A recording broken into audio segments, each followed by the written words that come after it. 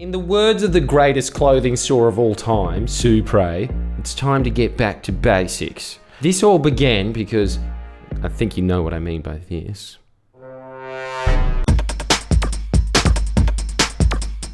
This all began because of the catastrophic environmental destruction that the Coalition is responsible for in New South Wales. It's really hard to summarise just how much damage the Libs have done, but quick summary anyway.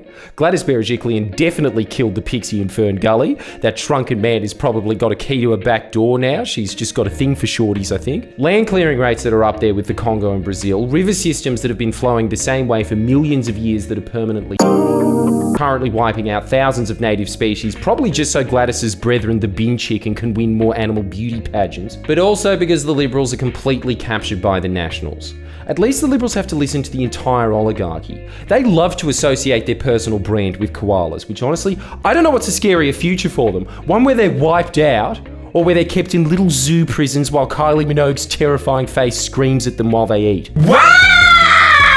Don't you think after they took that photo, they had to move her off a tree like a mannequin and put her in the front display window of Maya? Someone close my eyes and reopen them, please. They're getting dry. The Nationals, on the other hand, think about this. Don't just represent special interests like their city slicker cousins do. They represent special interests within those special interests.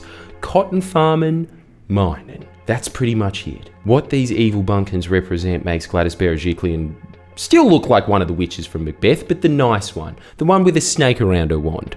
A penis snake, if you will. Now, because the psychology of the quote-unquote moderate liberal is, well, the only bigger tragedy than a mass extinction would me not being praised for my sense of style in Stutz at 60.news. They give the Nationals whatever they like, and whatever they like is best summed up by this secret photo of their cabinet meeting. Anyway, after prodding around the extinction issue and getting no public interest about how everyone's favourite plant, saltgrass, could go extinct, we noticed that highlighting that these parliamentary rubes are hell-bent on wiping out koalas for some reason was deemed by the public to be more cuddly than this grass that cuts you if you touch it.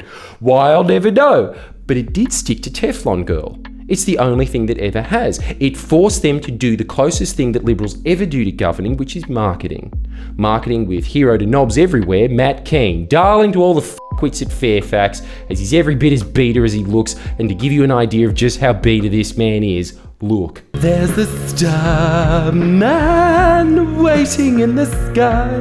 He'd like to come and meet us, but he thinks he'll blow our mind. That's his Archibald entry. Look at his sad little loser Rashi from the year 2050. Which, speaking of, that's his big line that the press gobbles up like it's his space cock. We're going to double koala populations by 2050. Yay! How? Check back in 2050. Yay! Nothing. Never.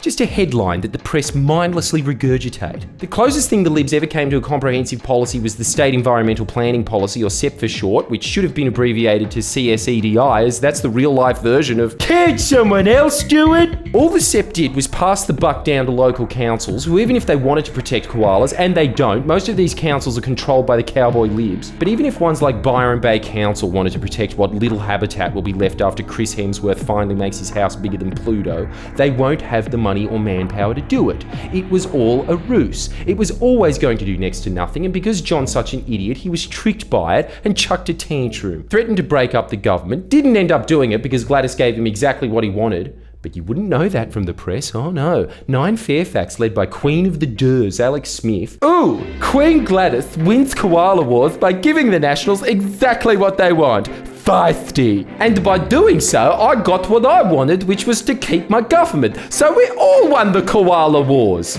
Except, you know, koalas. But the primary objective was accomplished.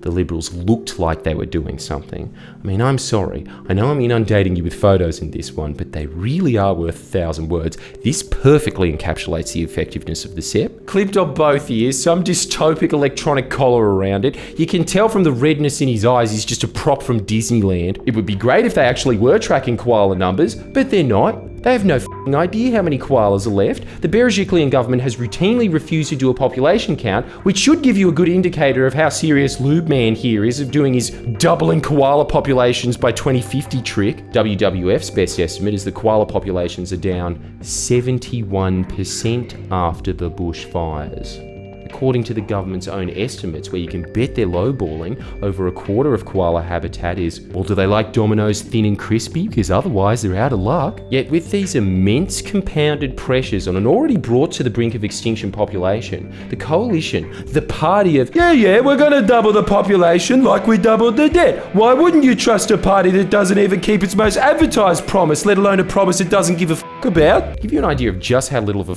they give. After that massive environmental catastrophe, they are still giving permission out to log koala habitat to, I don't know, make room for timber so they can live in gumwood houses, I suppose.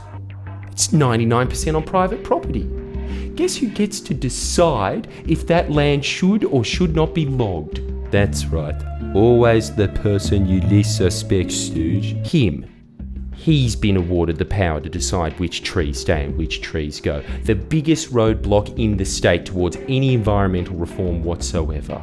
And yet the press is telling you that Gladys won the koala wars. Tell anyone you know that if you want koalas to go extinct, you vote Liberal. The Nationals actively want to eradicate them, and the Liberals want to let them eradicate them as long as the Nationals let them stay in power. Just like they always peddle this bullshit line of, vote Labor, you get Greens. You know what the truth is, and has been since the inception of the Liberal Party? If you vote Liberals, you get Nationals. They actually are in a coalition. That ought to stop and make a few doctors' wives in the North Shore think, but Gladys is so nice. Also, if you treat this channel as a newspaper, just pay us as much at our Patreon because we have a bunch of exciting little schemes boiling along and they require some cash. Okay? Monopoly money is accepted because I'm running low on hundreds. Where the f*** do those go, am I right? Like and subscribe, and remember, coalition, not what it was in its heyday. Please share and comment below. Comment.